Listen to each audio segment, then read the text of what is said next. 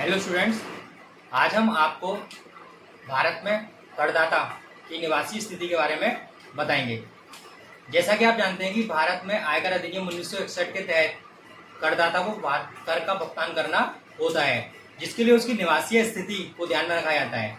जैसे कि जो भारत में रहता है वो भारत में रहकर भी कमाई करता है, भारत के बाहर भी कमाई करता है, उसको आय भारत में भी होती है, भारत से बाहर भी होती है, जिसके आधार पर निर्धारण किया जाता है कि वो भारत में उसकी निवासी स्थिति क्या है। जब उसकी आय होती है तो इसके लिए आय की कर योग्य आय की गणना भी की जाती है, जिसके आधार पर हम कर का भुगतान करते हैं, जिसके लिए मैंने यहाँ पर लिख रखा है, चार्ट बना रखा है, जिसके बारे में हम जानकारी करेंगे।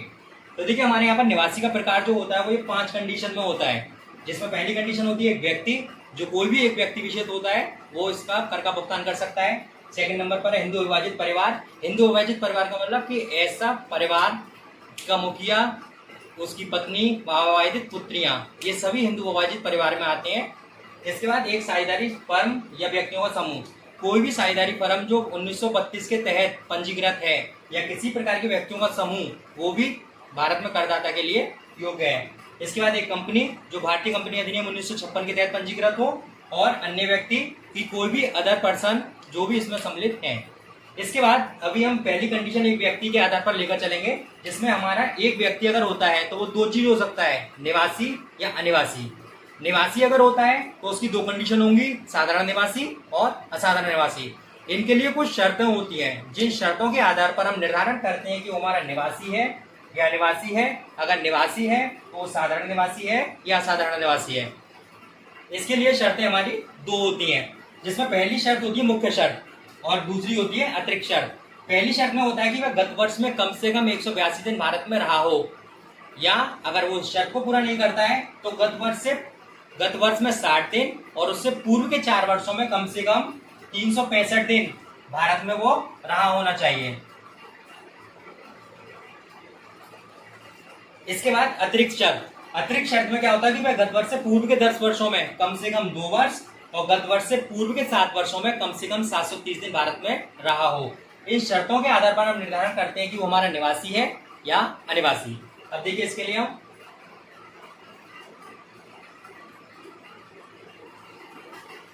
देखिए जैसे ये लेते हैं, अब जैसे सपोज करें असेसमेंट ईयर हम लेते हैं 2019-20, तो हमारा प्रीवियस ईयर जो होगा वो हो जाएगा 2018-19। इसमें उसको अगर इस शर्त के अकॉर्डिंग चलते हैं तो 182 डेज भारत में रहना होगा। इससे अगली शर्त में कहता है गत वर्ष से पूर्व के 4 वर्षों में, ठीक है ना।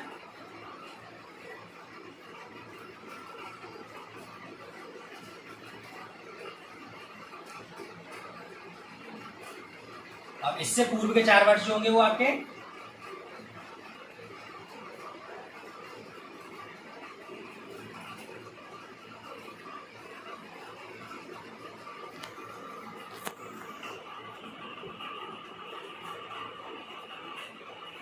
एक, 2, 3, 4, यानी कि इन 4 वर्षों में उसको कम से कम 365 दिन भारत में रहना होगा। तो इन 2 में से कोई एक शर्त उसको पूरी करनी होती है। इसके बाद हमारी अतिरिक्त शर्तें आती हैं। अतिरिक्त शर्तों में क्या होता है, जैसे यहाँ पर 10 वर्ष का बोला है, अगर असेसमेंट ईयर फांसी में आपको फिर जैसे लेती हैं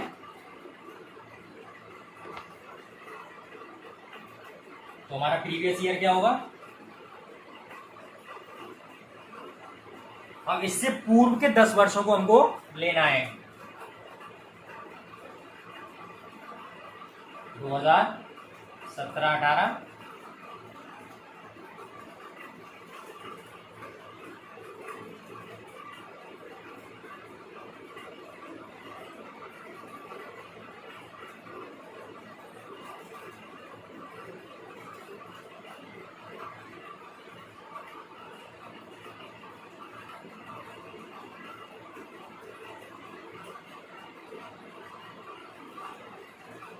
एक, 2, 3, 4, 5, 6, 7, 8, 9,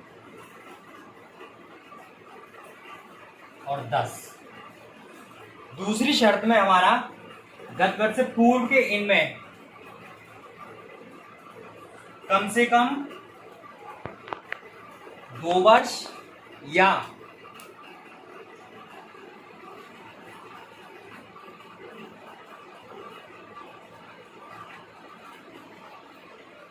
730 दिन। अब इसमें आपको ध्यान ये रखना है कि अगर वो इन शर्तों को और इन दोनों शर्तों को पूरा करता है तो वो हमारा साधारण निवासी कहलाएगा। अगर वो इन शर्तों को पूरा करता है और इन शर्त में से किसी एक को पूरा करता है, अतिरिक्त शर्तों को, या एक भी शर्त पूरी नहीं करता है, तो वो हमारा असाधारण निवासी होगा। इसके अलावा अगर वो कोई भी शर्त को इनमें पूरा नहीं करता है तो वो हमारा अनिवासी होगा, जिनके आधार पर हम उनकी कर योग्यता की गणना करेंगे। तो ये हमने आज की वीडियो में एक व्यक्ति के अनुसार आपको बताया। अब आगे की वीडियो में आपको इन आगे की परिस्थितियों के बारे में जानकारी देंगे। धन्यवाद।